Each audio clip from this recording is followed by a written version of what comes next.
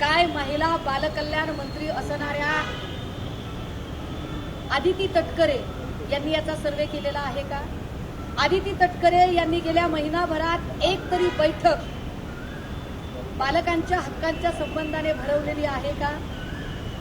किमान एकदा तरी इथल्या रिमांड होम सुधारगृहामध्ये असणाऱ्या मुलांची स्थिती काय आहे हे जाणून घेण्याचा प्रयत्न आदिती तटकरे यांनी केलेला आहे का?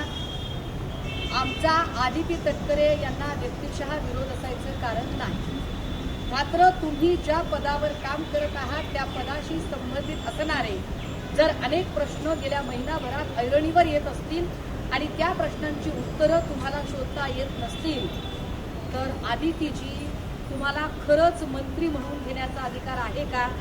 झेपत नसेल तर राजीनामा द्या. एखादी नागवडे, एखादी सना मलिक सारख्या महिलांना द्या संधी. का खुर्च्या अडवून बसताय?